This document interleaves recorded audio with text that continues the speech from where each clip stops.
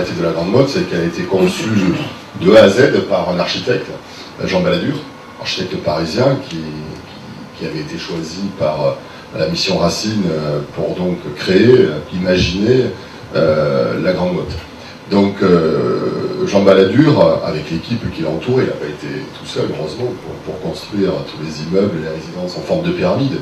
Cette ville qui a longtemps, et qui parfois encore l'est critiquée pour son architecture, ou le bétonnage, entre guillemets, du Languedoc-Roussillon, alors qu'aujourd'hui, il faut savoir que la Grande Motte est la ville balnéaire la plus verte de France, 70% d'espace vert à la Grande Motte, que j'ai réussi, nous avons réussi avec mon équipe municipale à obtenir le label Patrimoine du XXe siècle pour la totalité de la ville, ce qui n'avait jamais été obtenu pour une ville dans son ensemble, puisque ce label attribué par le ministère de la Culture ne l'avait été que pour des quartiers, des immeubles, des lieux-dits, et que là c'est la totalité de la ville qui a été retenue pour ce label, justement pour son architecture très contemporaine et caractéristique du XXe siècle. Et donc quand Jean Balladur a dessiné ces pyramides, inspiré de Teotihuacan, il a tout dessiné. Il n'a pas simplement dessiné des immeubles, des maisons, des infrastructures, un palais des congrès en forme de galet, une mairie en forme de fer à cheval, un bâtiment culturel en forme de poisson. Il a aussi dessiné tout le mobilier urbain, les bancs, les bornes anti-stationnement, les feux de signalisation, les panneaux routiers, les plaques de rue, les luminaires, les éclairages, tout, les poubelles, tout a été dessiné. Il y avait, au moment de sa création, dans les années 70, tout le mobilier urbain de la Grande Motte avait été spécialement créé, dessiné par Jean Balladur. Rien n'avait été acheté sur le catalogue. Donc il y a cette particularité d'une ville créée de toutes pièces. Et la difficulté, c'est de maintenir un peu cette particularité. Malheureusement, mes prédécesseurs, je suis aujourd'hui le 5e maire de cette ville, mes prédécesseurs, et notamment les deux dernières, ont avaient un peu oublié, délaissé ce côté particulier de la Grande Motte, et lorsqu'il s'est agi de renouveler du mobilier urbain, eh bien, au lieu de continuer à avoir des mobiliers spécialement grand motois, on s'est servi, entre guillemets, sur des catalogues. Et donc on a renouvelé des bancs, on a acheté, et le principe était d'acheter le moins cher. Voilà, on changeait un banc, on achetait 10 bancs sur un catalogue pour changer les bancs dessinés par Balladur. On change des poubelles, on a changé toutes les poubelles de la ville qui étaient des superbes poubelles dessinées par Balladur.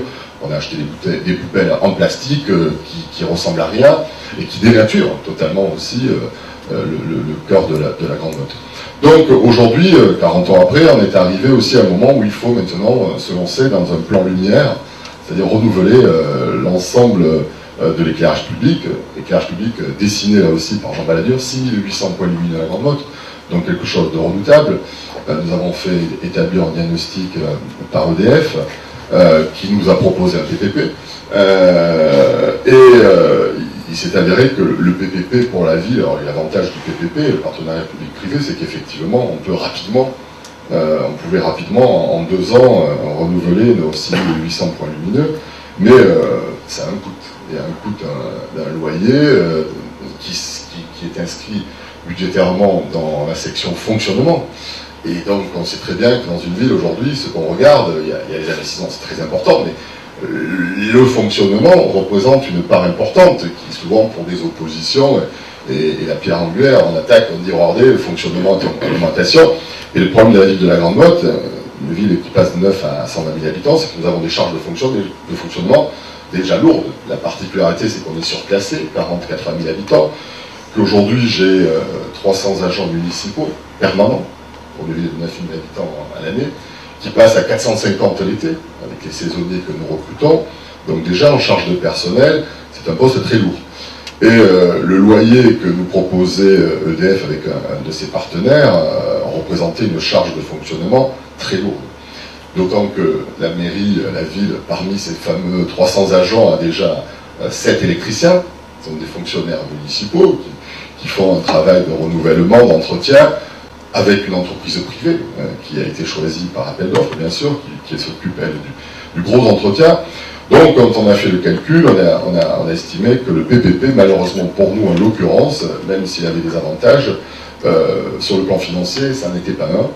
Et donc, on a, et d'autant que les électriciens de la ville voyaient ça d'un très mauvais œil, on arrivait un partenaire privé, qu'allaient devenir nos électriciens, parce qu'ils nous disaient qu'ils n'avaient pas besoin effectivement de 7 électriciens, qu'il fallait donc les remettre dans d'autres postes de la commune, ou mettre des électriciens quand ils sont spécialisés en électricité, qui ne veulent pas quitter bien sûr la collectivité, qu'on ne peut pas muter.